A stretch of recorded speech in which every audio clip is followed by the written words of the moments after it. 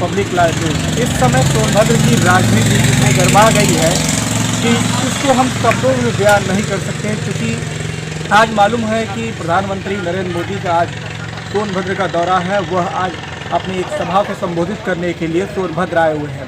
ऐसे में डाला क्षेत्र में हम शहीद स्थल के पास खड़े हुए हैं, जहां पर सीपीआई के द्वारा बनाए गए एक कैंडिडेट है विजय जी, वो इस समय धरने पर बैठ गए हैं। तो आइए हम जानने की कोशिश करते हैं कि आखिर वो धरने पर क्यों बैठे हुए हैं।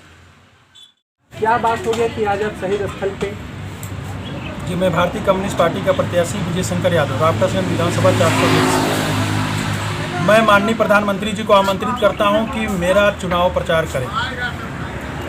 लोकतंत्र में विश्वास रखते हुए मैं माननीय प्रधानमंत्री जी से इस आशय के साथ निवेदन करना चाहता हूं, इस चिलचिलाती धूप में बैठकर, कि आप जैसे सबका प्रचार कर रहे हैं मेरा भी कीजिए, क्योंकि लोकतंत्र में प्रधानमंत्री सबका होता है।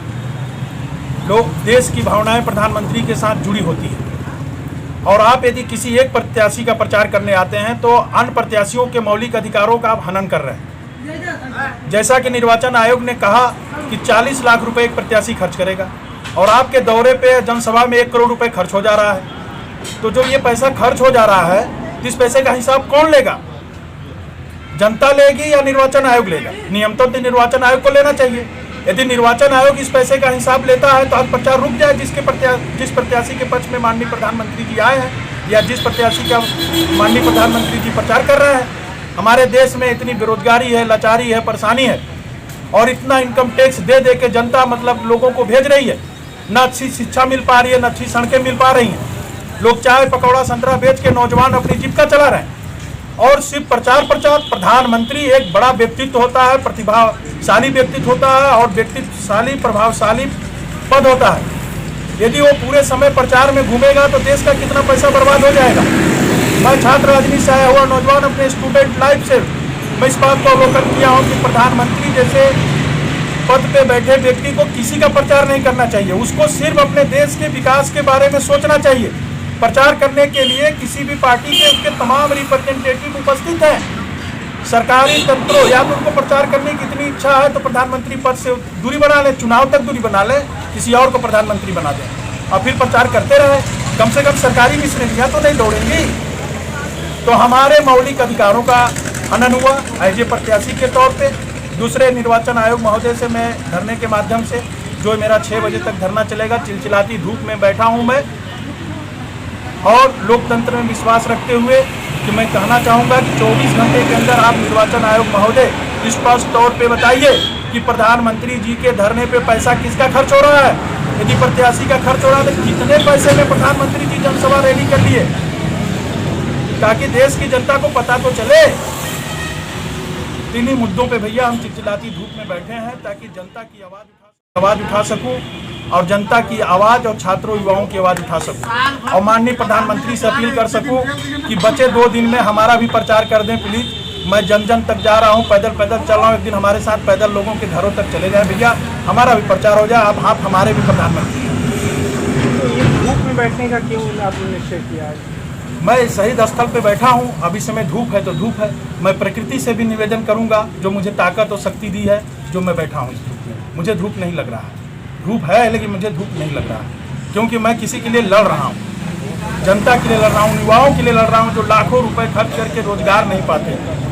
हमारे देश में तमाम नौजवानों का टैक्स का पैसा इसी तरह बर्बाद हो रहा है, तो उन लोगों के लिए लड़ रहा हूँ। अच्छा, ये चीज़ बताइए हमें कि जैसे आप लिखे प्रधानमंत्री सबके होते हैं, मेरे भी प्रचार में आइए, तो मतलब इसका प्रपोजल भी आपने भेजा है कि प्रचार के लिए, कि आप सीधे आज ही के दिन बैठ गए? मैंने पहले भी अपने सामाजिक संस्था से उनको भेज रखा हूँ, आप चाहेंगे तो देख सकते हैं। हाँ, मैंने भेजा है, बहुत पहले भी भेजा है। बहुत पहले से मांग की इस तरह का करता रहा हूँ सोशल संस्थाओं की, कि प्रधानमंत्री पद पर बैठे व्यक्ति को प्रचार किसी का नहीं करना चाहिए, क्योंकि प्रधानमंत्री सबका। यही समस्या कि चुनाव में प्रधानमंत्री का प्रचार, इससे आपको आपत्ति है? आपत्ति नहीं है, सबका वो आए तो हमारा भी प्रचार करें, अन्य प्रत्याशियों का भी प्रचार करें, जो उनको आमंत्रित करें। मैं तो आमंत्रित कर लिया हूँ। हाँ, 2 दिन के अंदर भी आ सकते हैं। 2 दिन का समय, 5 तक समय है, तो मेरा भी प्रचार करने आ जाए, मेरे लिए भी रैली कर दें। मेरा तो बजट भी हमें लग रहा है अभी 50,000 ऊपर नहीं गया है। अभी हम 1 लाख का आंकड़ा भी नहीं डाके हैं हमारे पास। मान लीजिए कि अभी 40 लाख में कितना हो गया, 39 लाख। अभी 39 लाख रुपया मेरा बचा हुआ है, मतलब मेरे पास है नहीं। ले आए अपने फंड से, या जैसे भी ले आए अपना कर दें, हमारा भी बच्चा, हमारा भी भला हो जाए।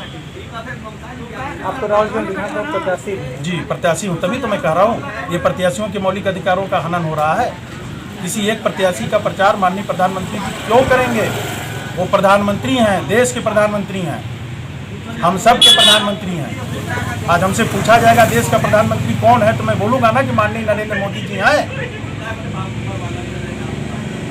तो किसी एक प्रत्याशी का प्रचार करेंगे तो कैसे होगा? ये आज़ादी के बाद से एक अपने तरीके का एक आंदोलन है, एक अभियान है जो प्रत्याशी के तौर पे विजय शंकर उठा रहा है। आप देश के साथियों से अपील है कि इसको जन जन तक पहुंचाइए ताकि जागें।